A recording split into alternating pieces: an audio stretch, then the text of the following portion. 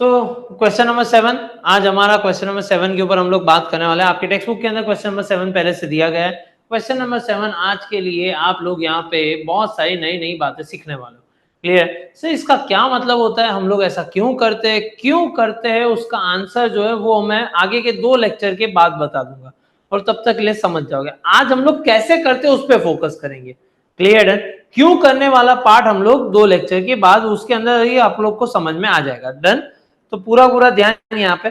मैंने सबसे पहले 3 फॉर्मेट बनाया क्योंकि मैंने सम को देखना ही नहीं है। सम के अंदर जो भी कुछ चीजें दी है मुझे सम को देखना है। मैंने क्या कर दिया, फॉर्मेट बना दिए और उस फॉर्मेट के अंदर मुझे क्या करना है, यहाँ पे लिख देना है भाई, यहाँ पे मुझे सबसे पहले लिख देना है भाई capital plus additional capital plus interest on capital plus net profit minus drawings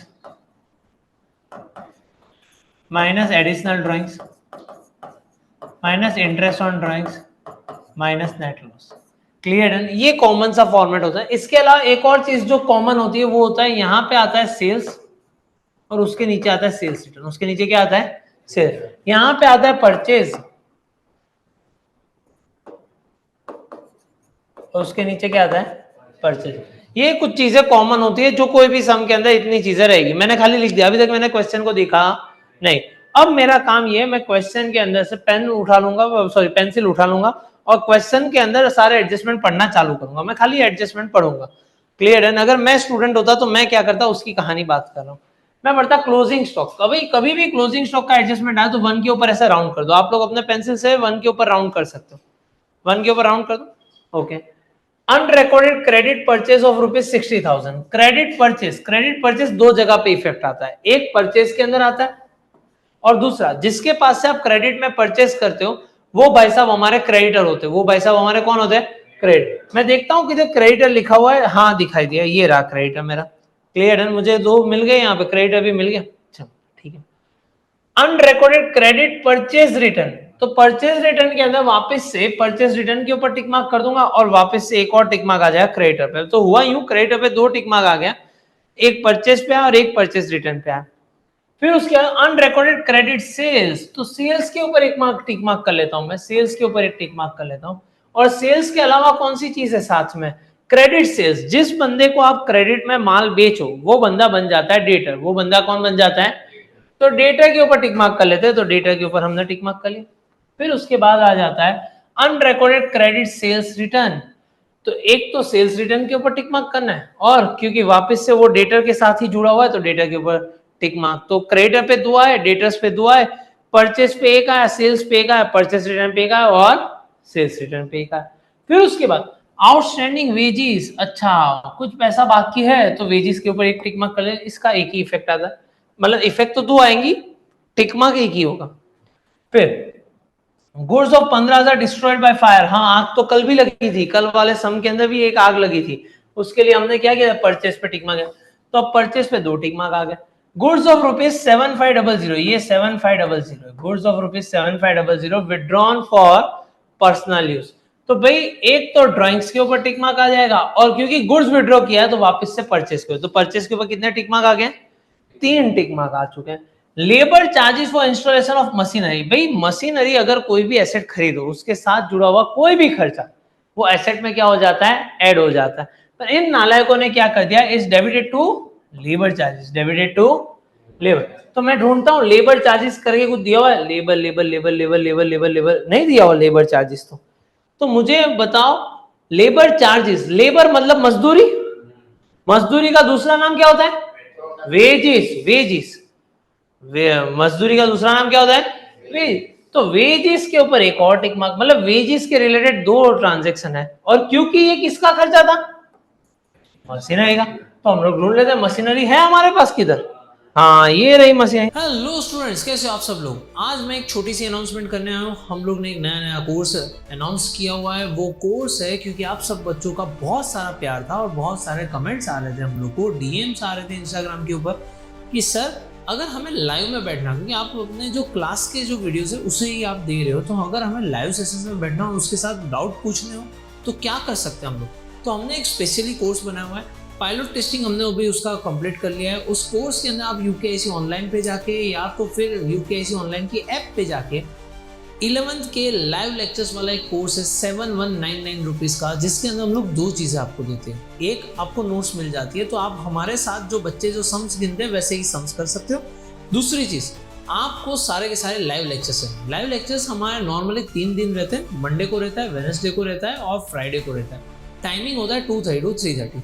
हाँ, अगर मान लो ये टाइमिंग पे आप स्कूल पे हो या तो आप कोई दूसरी एक्टिविटी में हो जहाँ पे ये अटेंड नहीं कर सकते, तो आपको ये सारे लेक्चर्स का वीडियो रिकॉर्डिंग्स मिल जाते हैं। एज वेल एज ये सारे जो लेक्चर्स हैं उन सबकी PDF भी ऑन द स्पॉट अपलोड कर दी जाती है। अभी के स्टेज के अंदर हम लोग ने ये सारी चीज़ें करके रखी है। Also we are planning to introduce कि जहाँ पे आप लोगों को एग्जाम के पेपर्स भी मिलते जाए। आपको एग्जाम पेपर किस तरीके से प्रैक्टिस करनी है, क्या करनी है, उसका क्या एक्चुअल सॉल्यूशन होना चाहिए, वो सारी चीज़ें हम लोग धीरे धीरे डाल रहे हैं। तो अगर आपको हमारे साथ, और हाँ, अगर आप उसके अंदर लाइव के अंदर ज्वाइंट हो रहे हो तो आप डाउट भी पूछ सकते हो कमेंट के अंदर, तो जहाँ पे मैं खुद आपसे डाउट जो है आपके ऑन द स्पॉट क्लियर करवाऊँ। इससे एक आदत बहुत अच्छी बनेगी कि आप मेरे साथ कैलकुलेशन भी करते जाओगे, मेरे साथ ही करते जाओगे, तो एक रेगुलरिटी आएगी। और इन दैट केस अगर मान लो आप मंडे को, वेडनेसडे को, फ्राइडे को, किसी एक दिन मान लो अगर आप नहीं आ पाए, तो आप उसका रिकॉर्डिंग तो डेफिनेटली चेक कर सकते हो। ये रिकॉर्डिंग पूरे साल तक रहेगा आपके पास, और सारी की सारी नोट्स जो है वो आपके घर पे डिलीवर कर दी जाएगी विदाउट एनी एक्स्ट्रा कॉस्ट। तो नोट्स भी आपके पास आ जाएगी, आप लेक्चर्स को भी देख सकते हो, आपको अकाउंट स्टेट्स के जितने पेपर्स है वो भी हम लोग दे देंगे, उसका सॉल्यूशन भी मिल जाएगा। तो सारी चीज़ें आपके पास होगी। अब आप डेफिनेटली अच्छी तरीके से काम कर सकते हो। अभी भी हमारा फर्स्ट टर्म नज़दीक आ रहा है, पर ये जो हमारी पूरी सीरीज़ है वो पूरे साल चलने वाली है। तो हम लोग फाइनल अकाउंट्स करेंगे, बहुत सारी चीज़ें करने वाले हैं। तो वो सारी चीज़ों को अगर आपको ज्वाइन होना हो तो उस कोर्स पे जाके ज्वाइन नाउ करके ज्वाइन कर सकते हो। Bye bye, see you, tata, continue with your lecture. Adjustment हो गए हमारे सारे के सारे। अब हमारा काम क्या है, सबसे पहला एडजस्टमेंट, क्योंकि मैंने राउंड क्यों करा है, क्योंकि क्लोजिंग स्टॉक का ना हमें थोड़ा कैलकुलेशन करना है। क्लोजिंग स्टॉक का एक नियम ऐसा होता है कि भाई दो प्राइस होती है, एक मार्केट प्राइस होती है और एक होती है कॉस्ट प्राइस। एक जिसमें हमने खरीदा और एक जो मार्केट में चल रहा है। मान लो मेरी बोतल की दुकान, मैं बोतल बेच रहा हूँ, ये बोतल मैं खरीदा होगा 100 रुपए में, मार्केट में इसकी कीमत चल रही है 150 रुपए। अब दो कीमत होगी, 100 रुपए में खरीदी और 150। तो मैं अपनी बुक्स में कौन सी वैल्यू लिखूंगा? ऑलवेज रिमेंबर, मैं कम वाली वैल्यू लिखूंगा। वह कौन सी वैल्यू लिखूंगा? कम। तो 100 और 150 में कम वाली वैल्यू कौन सी है? तो मैं 100 रुपए लिखूंगा। क्लियर है? तो वैसा यहाँ पे मुझे कैलकुलेशन करना पड़ेगा। देखो, closing stock of rupees 1,65,000। Closing stock कितने रुपए का है? 1,65,000। सुनना मेरी बात। Out of which market value of 50% goods, market value of 50%। तो 1,65,000 का 50% करो, कितना होता है?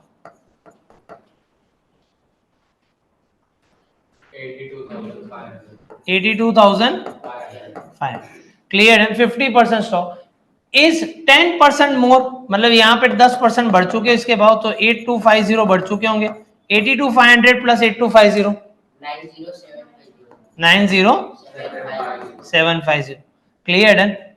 अब while the market value of remaining goods, 50% का तो पता चल गया, तो 50% निकाल दो, तो बाकी भी कितने रहेंगे? 50%। तो ये 50% 82,500 इज 10% लेस, इज 10% लेस। चल, तो ये हो गया 8250 माइनस कर दो इसमें से, 82,500 माइनस 8250, 74,250। डन। अब सुनो यहाँ पे कि भाई ये 82 और 90 में से कम वाली वैल्यू कौन सी है? 82। 82 और 90 में से कौन सी कम वाली वैल्यू है? 82,500 और 74 में से कम वाली वैल्यू कौन सी है? 74। इन दोनों का टोटल कर लेते हैं, 82,500 प्लस 74,250 कितना?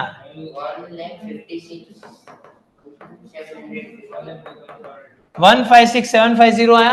क्लियर? मैंने कल के लेक्चर के अंदर ये बोला था कि कोई भी एडजस्टमेंट होता है उसकी दो इफेक्ट आती है। उसकी कितनी इफेक्ट आती है? दो इफेक्ट आती है। क्लियर है? 1,56,750। तो यहां पे मैं लिखता हूं क्लोजिंग स्टॉक 1,56,750। क्लोजिंग स्टॉक एक ट्रेडिंग में आता है, और दूसरी इफेक्ट आती है बैलेंस शीट एसेट के अंदर। Closing stock 156,750। क्लियर? डन? यहां तक किसी को कोई डाउट है? पक्का? तो दो इफेक्ट होगी हमारी क्लोजिंग स्टॉक की, कैलकुलेशन हमने कर लिया था। चलो फिर हम लोग जाते हैं अनरिकॉर्डेड अनरिकॉर्डेड मतलब रिकॉर्ड हुआ नहीं है, तो आपका काम क्या होगा, रिकॉर्ड करना पड़ेगा। अगर आप मुझे बोलो सर मैंने होमवर्क नहीं किया, दैट मीन्स तो मैं क्या बोलूंगा, होमवर्क करो। क्लियर है। अनरिकॉर्डेड क्रेडिट परचेज 60,000 रुपए, परचेज कितना बाकी रह गया था लिखना, 60,000, तो हम लोग लिख देते। पहले तो देखते परचेज की वैल्यू कितनी है, परचेज की वैल्यू कितनी है 9 लाख रुपए, तो मैंने लिखा 9 लाख रुपए। अनरिकॉर्डेड परचेज के अंदर अनरिकॉर्डेड कितने रुपए 60,000, कितने रुपए हो गए 60,000 रुपए। Clear done. और इसकी दूसरी इफेक्ट आती है क्रेडिटर्स में। आपके देखो आपके बुक के अंदर क्रेडिटर्स दिए होंगे, कितने रुपए के क्रेडिटर्स दिए हुए, क्रेडिटर्स देखो नीचे टिक मार्क करवा था 1,02,000। क्लियर है। प्लस अनरिकॉर्डेड, अनरिकॉर्डेड परचेज कितने रुपए हमारे पास 60,000, तो मैंने 60,000 ऐड कर दिया, मैंने 60,000 क्या कर दिया ऐड किया, क्योंकि क्रेडिट पे एक और टिक मार्क है इसलिए मैंने उसका टोटलिंग किया नहीं। समझो, मैं चाहता तो कर लेता, आप लोग क्या करोगे जल्दबाजी में कर लोगे, पर मैंने पास अभी भी पता एक टिक मार्क पड़ा हुआ है, तो अभी तक इसका टोटल करने का जरूरत है नहीं, तो मैंने दो इफेक्ट दी, परचेज के अंदर प्लस कर दिया और क्रेडिटर्स में मैंने क्या कर दिया प्लस कर। तो अनरिकॉर्डेड परचेज की दो इफेक्ट कौन कौन सी आती है, परचेज में प्लस और क्रेडिटर्स में प्लस, परचेज में क्रेडिटर्स में, परचेज में क्रेडिटर्स में, डन। चलो अब आगे की कहानी देखते हैं क्या दिया है। Unrecorded credit purchase return, unrecorded credit purchase return, भाई क्रेडिट परचेज रिटर्न कितने रुपए 7,500। सबसे पहले परचेज रिटर्न को पकड़ते, परचेज रिटर्न हमारा कितना है 30,000 रुपए, तो मैं लिखते हैं यहाँ पे परचेज रिटर्न 30,000 रुपए, परचेज रिटर्न कितना लिख देता हूँ 30,000 रुपए। अनरिकॉर्डेड, अब देखो ये चीज याद रखना हमेशा, लाइफ का रूल, जैसा बाप वैसा बेटा, जैसा बाप वैसा, परचेज पॉजिटिव था तो अनरिकॉर्डेड भी क्या आ गया पॉजिटिव, अनरिकॉर्डेड परचेज क्या आ गया पॉजिटिव। ये परचेज रिटर्न कैसा है, तो अनरिकॉर्डेड परचेज रिटर्न भी कैसा होगा नेगेटिव होगा। कितने रुपए का एडजस्टमेंट में कितने रुपए लिखे अनरिकॉर्डेड परचेज 7,500। Clear done. याद क्या रखोगे, जैसा बाप वैसा बेटा। Clear done. तो ये अब उसकी इफेक्ट दूसरी वापस से आएगी क्रेडिटर में। अब यहां पे अनरिकॉर्डेड परचेज, क्योंकि परचेज हमारा प्लस था तो अनरिकॉर्डेड परचेज भी हमने क्या किया प्लस, परचेज रिटर्न क्या है माइनस, तो अनरिकॉर्डेड परचेज रिटर्न भी क्या होगा तो मैं यहां पे लिखूंगा माइनस अनरिकॉर्डेड परचेज रिटर्न कितने रुपए 7,500, कितने रुपए 7,500। ओके, अब आप लोग इसका टोटल कर सकते हो क्योंकि क्रेडिटर में दो ही टिक मार्क थे, दोनों का हो गया 1,02,000 प्लस 60,000 माइनस 7,500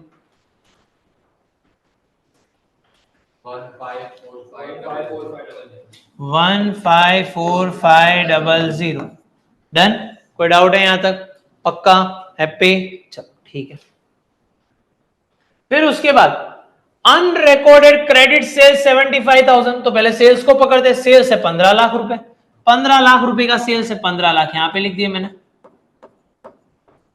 उसमें से अनरिकॉर्डेड सेल्स कितने रुपए, एडजस्टमेंट में देखो कितने रुपए 75,000। बरा इसकी इफेक्ट आती है डेटर्स के अंदर, मुझे बताओ डेटर्स कितने हमारे पास, डेटर्स नीचे वैल्यू दे के रखिए, कैलकुलेट बना देना, लाइन देख लेना, लाइन खींच के देख लेना, 1,35,000 प्लस अनरिकॉर्डेड क्या दिया होता अनरिकॉर्डेड परचेज सेल्स कितने रुपए 75,000। चल हो गई दो इफेक्ट, सेल्स में प्लस और डेटर्स में प्लस, सेल्स में प्लस और सेल्स में प्लस और फिर उसके बाद unrecorded credit sales return, sales return पहले तो सेल्स रिटर्न देख लेते कितना है, सेल्स रिटर्न हमारा है 60,000, ये है 22,500, तो पहले तो मैंने लिख दिया 60,000, क्योंकि सेल्स रिटर्न माइनस है, जैसा बाप वैसा बेटा, तो अनरिकॉर्डेड सेल्स रिटर्न 22,500 भी क्या हो जाएगा माइनस हो जाएगा। क्लियर है, ये हो जाएगा minus unrecorded sales return 22,500। Clear done. यहां तक किसी को कोई डाउट है, पक्का। चलो अब इसका करो total 1,35,000 plus 75,000 minus 22,500 1,87,000 clear done. तो ये हो गया हमारा। तो अभी तक हमने जो भी ट्रांजैक्शन किए वापस से करते थे। पहला हमने किसका किया था, क्लोजिंग स्टॉक का। क्लोजिंग स्टॉक की एक इफेक्ट हमने यहाँ पे दी थी, क्लियर। दूसरी हमने यहाँ पे दी थी क्लोजिंग स्टॉक की। फिर उसके बाद आया अनरिकॉर्डेड परचेज। अनरिकॉर्डेड परचेज की पहले परचेज में से हमने प्लस किया 60,000, उसकी दूसरी इफेक्ट हमने कहां पे दे दी, ये क्रेडिटर्स में प्लस कर दिया था।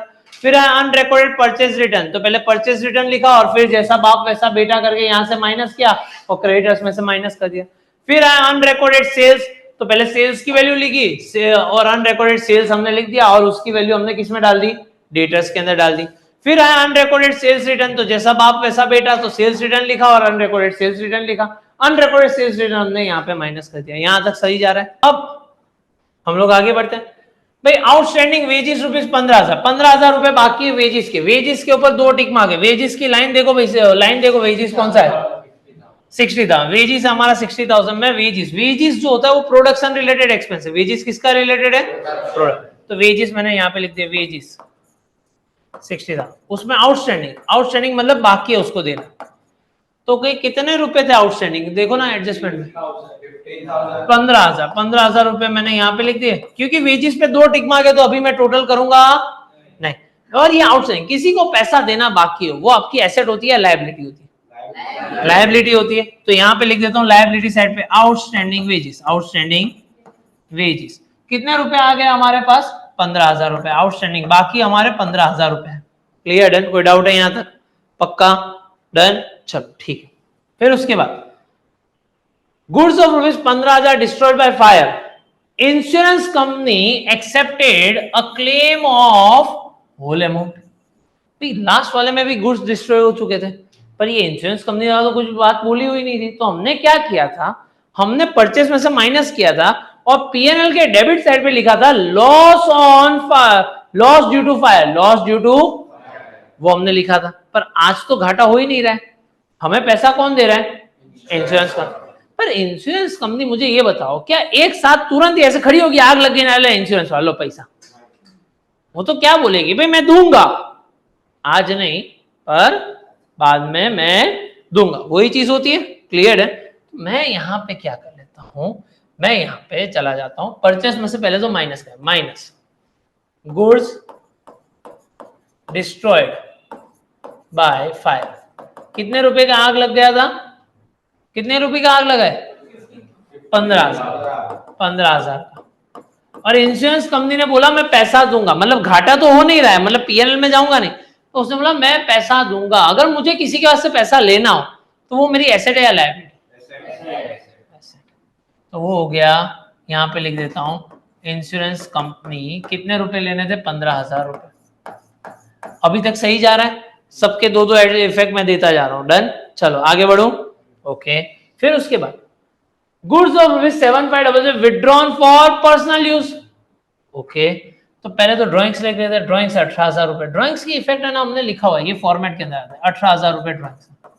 और हमने कुछ और गुड्स विड्रॉ कर ली, ओनर ने, पर्सनल यूज मतलब ओनर ने, तो एडिशनल ड्राइंग्स कितने रुपए का गुड्स विड्रॉ किए हमने, 7,500। तो 7,500 में यहाँ पे लिख देता हूँ एडिशनल ड्राइंग्स। अब वो क्या पैसा लेके गई या गुड्स लेके गई, गुड्स लेके गई, तो परचेज में से माइनस कर ले, माइनस गुड्स विड्रॉन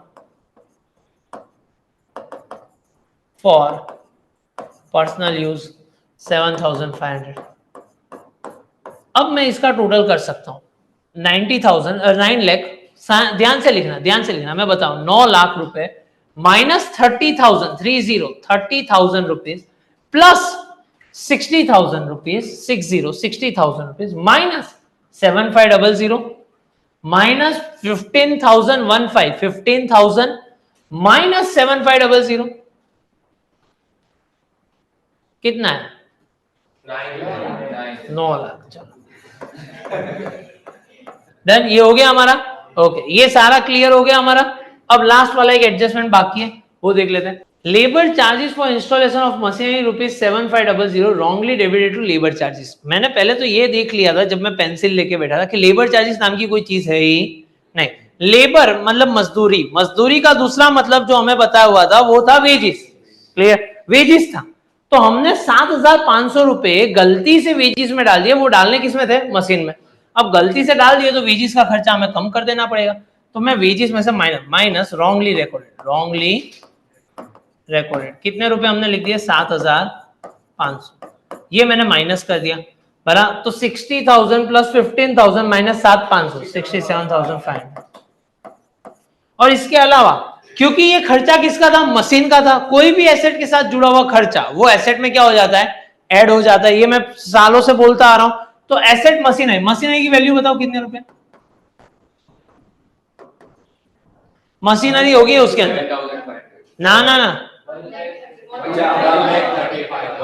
भाई स्केल लेके हमेशा बैठना, एक है ना स्टील की स्केल लेके बैठना और स्ट्रेट देख लेना। और अगर बहुत ऐसा लगे ना क्वेश्चन पेपर के अंदर, सुन, क्वेश्चन पेपर में बहुत ऐसा लगे तो क्या काम करो, जैसे ही फाइनल अकाउंट सम आता है स्केल लेके वो नाम और अमाउंट के बीच में ना लाइन ड्रॉ कर लेनी, तो आपको कभी भी गलती हुए नहीं, वरना पूरा सम सही करोगे, एक दो अमाउंट गलत लिख दी उसके अंदर मामला फंस जाएगा। क्लियर है, चलो कितने रुपए का मशीन है, 1,35,000 क्लियर है, प्लस वेजिस 7,500 रुपए, तो ये हो गया 1,42,500। डन, यहां तक किसी को कोई डाउट है, पक्का समझ में आई बात है, ओके ये क्लियर। तो सारे एडजस्टमेंट हो गए, वापस से एडजस्टमेंट को रिकैप कर ले हम लोग। हमने क्या किया, सबसे पहला एडजस्टमेंट है क्लोजिंग स्टॉक, क्लोजिंग स्टॉक की मैंने दो जगह पे इफेक्ट कर ली। अब ध्यान से खाली देखते जाना बच्चा पार्टी, मैं जो है ना मैं थोड़ी देर के लिए गायब हो गया। अब क्लोजिंग स्टॉक की दो इफेक्ट आई, सबसे पहली मैंने यहाँ पे इफेक्ट दे दी थी और दूसरी इफेक्ट मैंने क्लोजिंग स्टॉक की यहाँ पे दे दी थी। फिर आया अनरिकॉर्डेड परचेस, अनरिकॉर्डेड परचेस के लिए मैंने परचेस लिखा और उसके अंदर अनरिकॉर्डेड परचेस प्लस कर दिया, जैसा बाप वैसा बेटा। इसके लिए मैंने क्रेडिटर्स के अंदर अनरिकॉर्डेड परचेस को मैंने डाल दिया गया था। चलो फिर उसके बाद हम लोग वहां पे गए अनरिकॉर्डेड परचेस है, तो सबसे पहले मैंने परचेस रिटर्न लिखा और फिर अनरिकॉर्डेड परचेस रिटर्न, क्योंकि ये माइनस था तो ये भी हमने क्या कर दिया, माइनस कर दिया, जैसा बाप वैसा बेटा। और सेम वे में यहाँ पे हमने क्रेडिटर्स के अंदर से भी वो चीज क्या कर दी, माइनस कर दी। अब आए हम लोग अनरिकॉर्डेड सेल्स पे, तो पहले तो मैंने सेल्स की वैल्यू लिख दी और फिर अनरिकॉर्डेड, क्योंकि सेल्स प्लस था तो अनरिकॉर्डेड सेल्स भी क्या हो गया, प्लस, क्योंकि सेल्स जिसे क्रेडिट में करते हो वो डेटर बन जाता है, तो डेटर की वैल्यू के अंदर अनरिकॉर्डेड सेल्स मैंने क्या कर दिए, प्लस कर दिए। फिर उसके बाद सेल्स रिटर्न, तो पहले तो सेल्स रिटर्न लिखा, क्योंकि ये नेगेटिव था तो अनरिकॉर्डेड सेल्स रिटर्न भी माइनस हो गया और डेटर में से हमने क्या कर दिया, उसे माइनस कर दिया। फिर उसके बाद हम लोग कहानी के अंदर आगे बढ़े, हमें पता चला कि भाई कौन सी एडजस्टमेंट आई थी इसके बाद, बताओ तो, अनरिकॉर्डेड सेल्स रिटर्न पर कही थी आउटस्टैंडिंग वेजेस। तो वेजेस के अंदर ऐसा हुआ था कि भाई वेजेस था हमारे पास और कुछ पैसा बाकी था, हमने प्लस कर दिया और साथ साथ में क्योंकि किसी को पैसा देना बाकी होता है वो लायबिलिटी बन जाती है। फिर हमारे गुड्स आग से जल गए थे, पर इस केस के अंदर इंश्योरेंस पैसा दे रही थी, तो गुड्स जले थे इसलिए हमने गुड्स डिस्ट्रॉयड बाय फायर यहां से परचेज में से माइनस किया था। पीएनएल अकाउंट में हमने नहीं लिखा, हमने डायरेक्टली चले गए इंश्योरेंस कंपनी, क्योंकि पैसा देने वाली अभी तक हाथ में आए नहीं। फिर हम लोग गए थे goods withdrawn for personal use के अंदर, जहां पे गुड्स यहां से परचेज में से हमने माइनस कर लिए, और दूसरा क्योंकि ड्राइंग्स था तो हमने एडिशनल ड्राइंग्स के अंदर वो डाल दिया जो हमने फॉर्मेट बनाया हुआ था, उसके अंदर हमने ये चीज क्या कर दी, डाल दी। यहां तक हमारा सही जा रहा था। फिर उसके बाद एक आया कि भाई मशीनरी का इंस्टॉलेशन का खर्चा हमने लेबर में डाल दिया, पर लेबर नाम की कोई चीज थी नहीं, तो हमने क्या कर दिया, वेजेस में से उस चीज को माइनस कर दिया और साथ साथ के अंदर वो मशीनरी के अंदर हमने क्या कर दिया, ऐड कर दिया, मशीनरी के अंदर हमने क्या कर दिया, ऐड कर दिया। क्लियर डन, तो ये हमारे एडजस्टमेंट वाला पार्ट हो गया। अब हमारी कहानी क्या है, वो जो जितनी चीजें बाकी रहेगी वो, अब आपने टिक मार्क किया हुआ है। सबसे पहली वाली चीज कौन सी आती है, पहली वाली चीज कैपिटल, कैपिटल लिखना बाकी, कितने रुपए, मैं गांडू 6 लाख, कल ही मैं समझा गया, कैसे हो सकता है, चलो 6 लाख रुपए। फिर परचेज हो चुका, हमारा परचेज हो गया, सेल्स भी हो गया, फिर परचेज रिटर्न, सेल्स रिटर्न भी हो चुका है। स्टॉक, स्टॉक में डेट देके रखी हुई है 1/4, 1/4 का मतलब ओपनिंग, 1/4 का मतलब क्या होता है, ओपनिंग, ओपनिंग स्टॉक ऊपर आता है, हमेशा याद रखो ओपनिंग स्टॉक पहले आता है। ओपनिंग स्टॉक कितने रुपए, 90,000, ओके 90,000। चलो फिर next, carriage inward. Carriage inward भी ट्रेडिंग में आता है। Carriage inward 15,000। हाँ फिर सैलरी। सैलरी जो है वो ना तो गुड्स है ना तो प्रोडक्शन का खर्चा है, वो कहां पे जाएगा? पीएनएल के अंदर। तो पीएनएल में सैलरी लिख देता हूँ। सैलरी कितने रुपए? 1,80,000। हाँ फिर वेजेस आ चुका है। ऑफिस एक्सपेंस पीएनएल में आता है, ये लास्ट टाइम भी आया हुआ था। ऑफिस एक्सपेंस कितने रुपए? 1,20,000। चलो फिर 1,20,000। हाँ फिर debenture interest received. Interest received, ब्याज मिलना, वो हमारी इनकम होती है। क्लियर है? तो वो आता है पीएनएल क्रेडिट साइड पे। पीएनएल के कौन सी साइड पे आएगा? तो डिबेंचर इंटरेस्ट रिसीव्ड कितने रुपए आए? 15,000। चलो फिर रिसीव्ड, डिस्काउंट रिसीव्ड भी यहाँ पे आ जाएगा। डिस्काउंट रिसीव्ड कितने रुपए? 6,000। फिर कमीशन रिसीव्ड भी यहाँ पे। देखो मैं ऑर्डर को फॉलो ही नहीं कर रहा हूँ। 3,000। देखो पहले आपने बोला डिबेंचर, मैंने यहाँ पे डिस्काउंट, नीचे कमीशन ऊपर, कोई फर्क पड़ता नहीं है। क्लियर है? चलो फिर 10% बैंक। ओके 10% बैंक लोन लेते हो ना, 10% बैंक लोन। तो 2 मिनट के रुक जाओ। बैंक लोन कितने रुपए की? 3 लाख। अब ये जब भी कोई अकाउंट के साथ ट्रायल बैलेंस में, जब भी कोई अकाउंट के साथ अगर मान लो कोई नंबर्स, परसेंटेज, डेट ऐसा कुछ भी आ रहा है, तो वहां पे संभावना है कि वो हिडन एडजस्टमेंट हो। वो क्या हो सकता है? हिडन, जो एडजस्टमेंट जैसा हो पर वो छुप के यहाँ पे बैठा है, तो इसको देखना पड़ेगा। तो जैसे 10% इंटरेस्ट है, तो किधर भी देखो बैंक लोन इंटरेस्ट ऐसा नीचे किधर दिया हुआ है? किधर भी पूरे सम में बैंक लोन इंटरेस्ट ऐसा दिया हुआ है। कितने रुपए दिया? हाँ बैंक लोन भी हमारी कितनी थी? 3 लाख। 3 लाख का 10% कितना होता है? तो चलो टेंशन वाली बात है नहीं। क्लियर है? चलो अगर वो 30,000 की जगह पे 20,000 दिए होते या 40,000 तो टेंशन हो जाता। क्लियर है? क्योंकि 3 लाख का 10% कितना होता है? 30,000। और 30,000 है, कोई दिक्कत वाली बात है नहीं। तो मैंने यहाँ पे लिख दिया, बाहर ही लिख देता हूँ 3 लाख रुपए। फिर चलो आगे बढ़ते हैं। बिल्स पेएबल भी लायबिलिटी होती है। बोलो कितने रुपए? 22,500। फिर बिल्स रिसीवेबल। बिल्स रिसीवेबल कितने रुपए? 45,000। चलो फिर आउटस्टैंडिंग रेंट डायरेक्टली आ जाता है लायबिलिटी के अंदर। आउटस्टैंडिंग रेंट कितने रुपए? 1,500। फिर एडवर्टाइजमेंट एक्सपेंस, खर्चा है। खर्चा ना तो ये गुड्स है ना तो ये प्रोडक्शन है, ये पीएनएल में आएगा। एडवर्टाइजमेंट एक्सपेंस कितने रुपए? 75,000। चलो फिर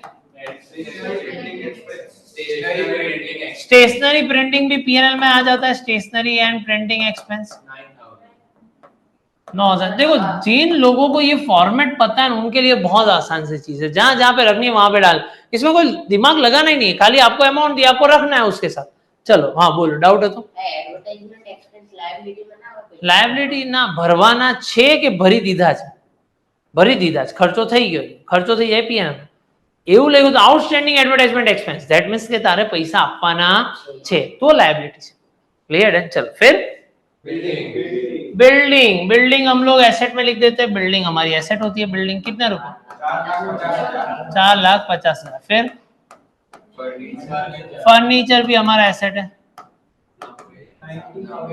90,000। फिर रेंट। रेंट हमारा एक्सपेंस होता है। रेंट कितने रुपए?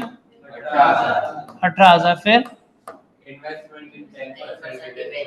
इन्वेस्टमेंट इन, वापिस से परसेंटेज आया बराबर।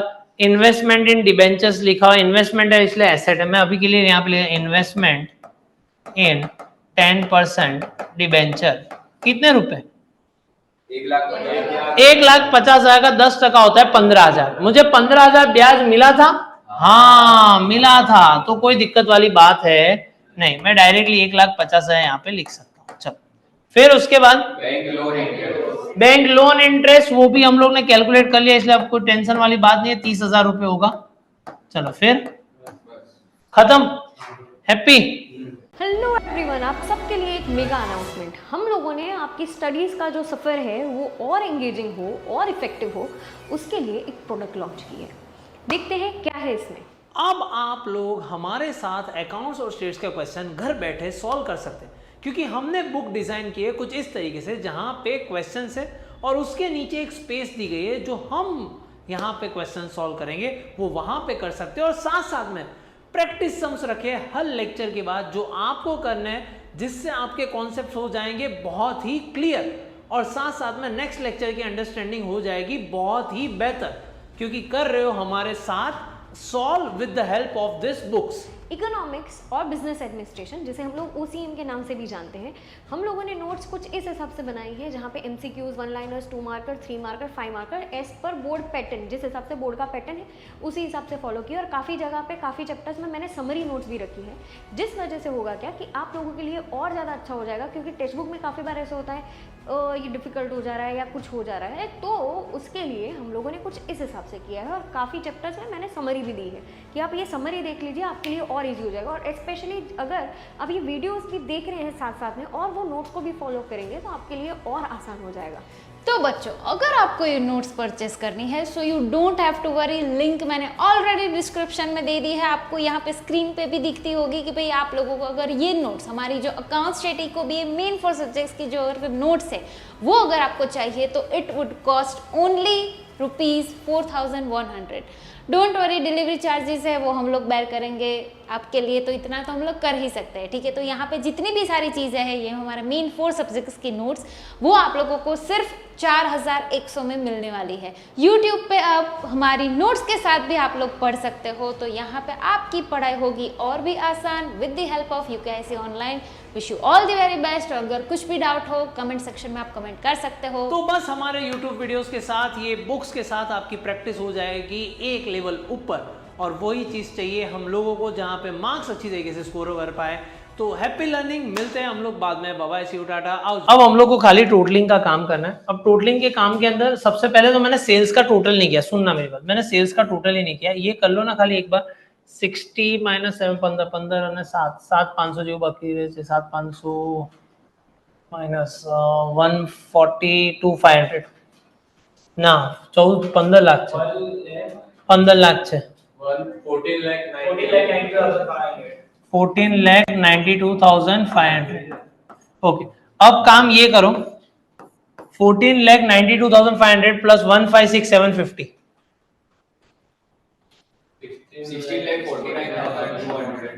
49,250।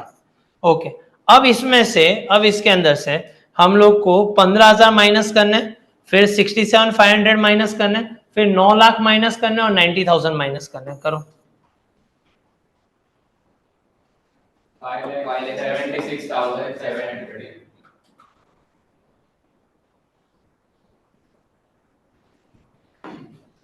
ग्रॉस प्रॉफिट, हाँ कितना आ रहा है? 5,76,750 बराबर 1649250।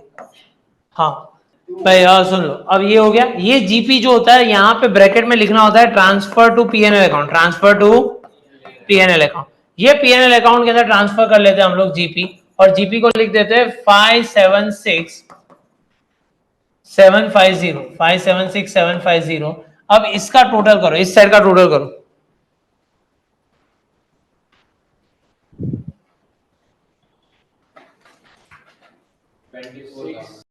ओके, अब इसका टोटल कितना आ रहा है? 6,00750। ओके, 6,00750, उसमें से ये सब कुछ माइनस करो, 168,750। भाई सबका ये आ रहा है, खाली एक बार चेक कर लो। ये नेट प्रॉफिट बन जा रहा है। डन। ये नेट प्रॉफिट को 168,750 को मैं यहाँ पे 168,750 मैं यहाँ पे लिख रहा हूँ। अब सुनना, 6 लाख प्लस 168,750 प्लस करना है, ये दो चीजें माइनस करनी है।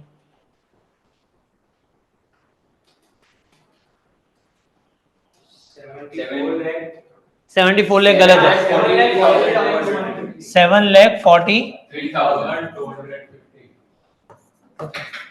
ओके, अब ये इस साइड का टोटल निपटाओ पूरा पूरा।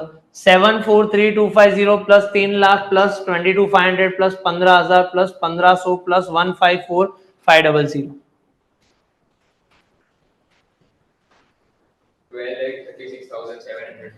12,36,750।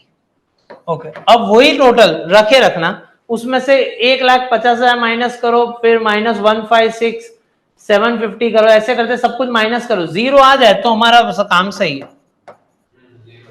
जीरो हो गया? हाँ, तो अगर जीरो हो जा रहा है दैट मीन्स कि हमारा काम सब कुछ क्या हो रहा है, सही हो रहा है। तो that is the whole thing. हमने पूरा सम किया, सारी चीजें हुई। यहाँ पे एक चीज है, क्योंकि ये सम करने में हमें कि हमने 5-1 मिनट लेक्चर लेट चालू किया, 5-10 मिनट, क्लियर है, 5 मिनट गिन के चल लो, और अभी हमारे पास 10 मिनट बाकी है, मतलब टोटल हमारे पास 15 मिनट तो बची है सम करने में। सम के अंदर मैंने आपको समझाया, 3-4 बार एडजस्टमेंट समझाया, कहाँ पे किस तरीके से हो रहे हैं, फिर मैंने आपने बोला वो लिखा। तो 60 मिनट के लेक्चर में 15 है तो 45 मिनट, 45 मिनट्स में मुझे 3-4 बार एडजस्टमेंट समझाने थे, आपको वो टॉपिक भी समझाना था, करना। ये सम को आप आराम से 20 मिनट के अंदर कर सकते हो, आराम से 20 मिनट के अंदर कर सकते हो, क्लियर है। इसके अंदर कोई हार्ड एंड फास्ट एडजस्टमेंट था ही नहीं। हाँ, क्वांटिटी ऑफ एडजस्टमेंट बहुत ज्यादा थी, कि पहली बार में आपने कितने एडजस्टमेंट देखे थे, 4, आज आपने कितने एडजस्टमेंट देखे, तो भाई आपने बहुत सारे एडजस्टमेंट, तो ऐसा लगे अरे सर इतना सारा एडजस्टमेंट, तो इसको ज्यादा कुछ देर लगने वाली नहीं। मैं अभी भी बोल रहा हूं, तीसरे सम पे फर्स्ट सम इजी लगेगा, क्लियर है, चौथे सम पे सेकंड सम इजी लगेगा, पर ये कंटिन्यूटी है, इसको बीच में से तोड़ना नहीं है। अगर इसको बीच में से तोड़ा तो दिक्कत आएगी। धीरे धीरे जो भी समझ में आ रहा है ना, जितना लगे ना कि हाँ भाई थोड़ा कॉन्फिडेंस आ गया, कहीं खबर पड़े सू चालू रही बोर्ड ऊपर, अगर भूल चूक से भी छुट्टी रख दी तो वो जो कॉन्फिडेंस है वो वापस से ड्रॉप हो जाएगा, उस कॉन्फिडेंस को ऊपर गए। और दूसरी चीज ऐसी होती है, अगर मान लो इमरजेंसी के अंदर छुट्टी लेनी पड़ी, बहुत इमरजेंसी के अंदर छुट्टी ले, तो उसी दिन का टारगेट बना के रात ना ऊँगता पहला तो एक बार सर नो लेक्चर जो लो सामने, और उसको फिर 2x की स्पीड पे नहीं भरा, फिर उतना टाइम डिवोट करें। लेक्चर भले में इतना लिया, पर बीच बीच में तो मैं पॉज कर दे रहा था, तो वो रिकॉर्डिंग में आया ही नहीं होगा जो मैंने बातचीत की है। तो एक्चुअल में तो वो कंसाइज होके वो 30-35 मिनट का ही लेक्चर होगा आपके पास, जो रिकॉर्डिंग आएगा वो 30-35 मिनट तो आप आराम से डिवोट कर ही सकते हो, पर तो दिमाग के अंदर जाएगा, वरना प्रॉब्लम हो। फिर आप ऐसा बोलोगे सर मैं छुट्टी पे था, उस दिन ऐसा था वैसा था, मैंने होमवर्क भी नहीं किया, नेक्स्ट लेक्चर में बैठ जाता हूँ, मतलब नहीं है। मुझे बैठाने के लिए तो कौन सी दिक्कत है, बैठ जाओ, पर समझ में ही क्या आएगा। Done, clear. आज का होमवर्क क्या होगा आप लोगों का, क्वेश्चन नंबर 6 और क्वेश्चन नंबर 7, क्वेश्चन नंबर 6 और क्वेश्चन नंबर 7। मैंने पहले ही बोला था रिपीटेड नंबर्स करने, फिर बीच में से जहां से रिपीट बंद करना है वो मैं बोल दूंगा। डन, वापस से 6 और 7 कर लिख लो फटाफट से।